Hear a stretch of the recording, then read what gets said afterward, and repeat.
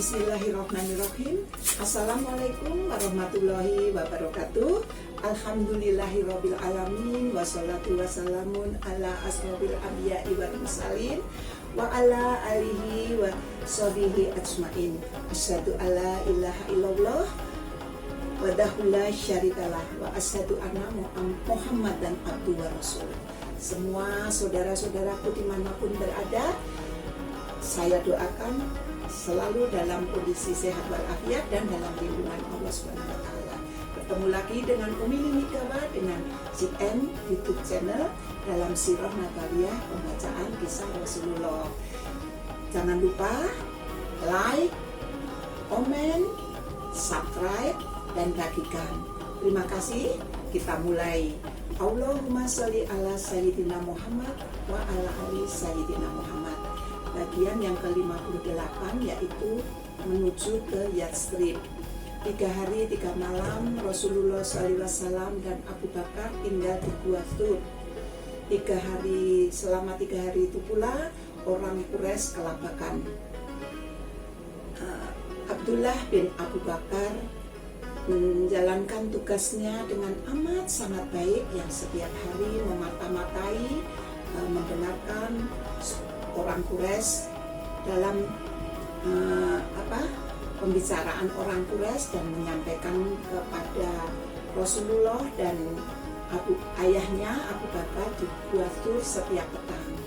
Asma binti Abu Bakar setiap sore membawakan makanan bersama Abdullah, dan juga sementara itu Amir bin Fuhairah yang mengembalakan kambing juga setiap hari memerah susu untuk Rasulullah dan Abu Bakar agar tidak kehausan, dan di depan Gua Thur dia mengembala kambingnya juga sekaligus memberitahu apabila ada orang yang mendekat ke Gua Thur.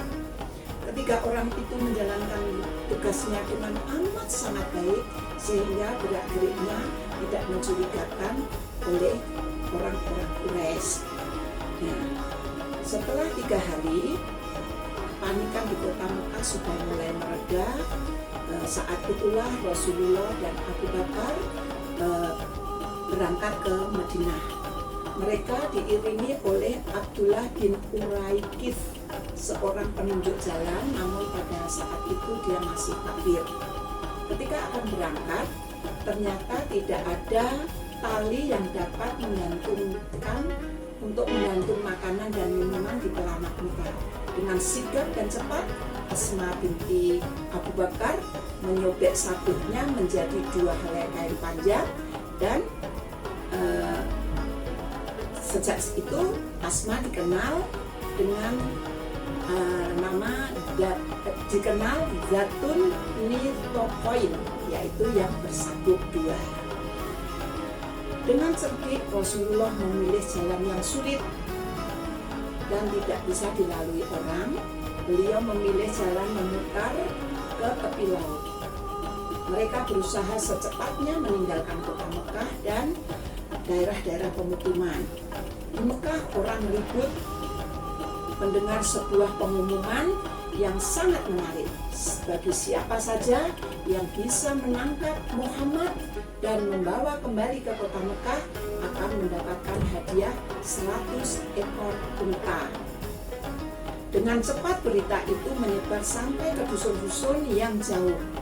Suraqah bin Malik, kepala kabilah Bani Mudlij, turut mendengar berita itu. Suatu saat dia didatangi oleh seorang anggota kabilahnya yang datang terkopoh-kopoh. "Tuan, tadi saya melihat rombongan, ada dari jauh beberapa unta yang melewati pantai. Mungkin itu rombongan Muhammad." Namun Suraqah menjawab, bukan dia. Tapi begitu berkata begitu, Suraqah langsung pulang ke rumah, mengambil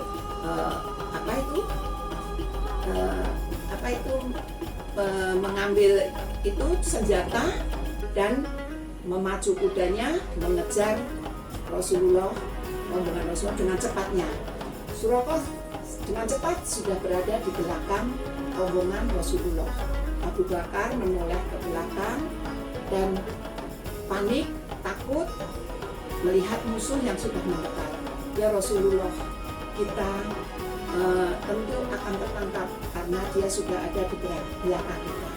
Rasulullah menjawab, tenanglah sahabatku, engkau jangan bersusah hati karena kita bersama Allah SWT. Kemudian Rasulullah berdoa, ya Allah, cukupkanlah kami akan dia, Suraqah, sekehendak Engkau. Saat itu juga kuda Suraqah tergelincir dan Suraqah jatuh terpelanting. Dengan memaksa kudanya untuk bangkit, Suraqah terdiam sejenak, tapi kudanya dipaksa untuk bangkit untuk mengajar rombongan Rasulullah SAW. Sampai ketiga kali tetap kuda itu tadi tergelincir dan Suraqahnya jatuh terpelanting. Akhirnya hilanglah niat jahat Suraqah untuk menangkap Rasulullah SAW. Nah, kemudian Suraqah memanggil baginda Rasulullah, Muhammad, Muhammad, tunggulah. Akhirnya beliau pun berhenti dan membiarkan Suraqah untuk mendekati beliau. Maafkan saya, beribu-ribu maaf ya Muhammad, kata Suraqah. Jangan engkau balas perbuatan saya, wahai Muhammad. Berilah aku sebuah jaminan, surat jaminan bahwa engkau tidak akan membalas saya saat engkau dan agamamu telah menguasai seluruh jazirah Arab. Rasulullah memandang dengan tersenyum dan mengabulkannya. Tahukah Anda bahwa Suraqah bercerita kepada Rasulullah, tahukah Anda bahwa orang Quraisy memberikan pengumuman bahwa siapa saja yang bisa menangkap engkau akan mendapatkan hadiah 100 unta. Rasulullah hanya tersenyum dan kembali tersenyum lagi, menyejukkan hati senyum Rasulullah. Dengan penuh semangat, Suraqah menawarkan bekal dan peralatan untuk perjalanan jauh. Namun Rasulullah menolaknya dengan halus. Beliau hanya berpesan kepada Suraqah bahwa untuk merahasiakan pertemuannya dengan Rasulullah. Suraqah menurut apa yang diminta oleh Rasulullah.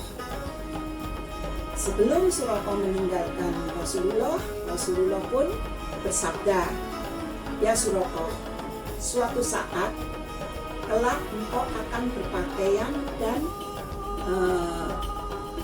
memakai perhiasan emas, gelang, serta emas biasa yang dipakai oleh raja-raja Persia.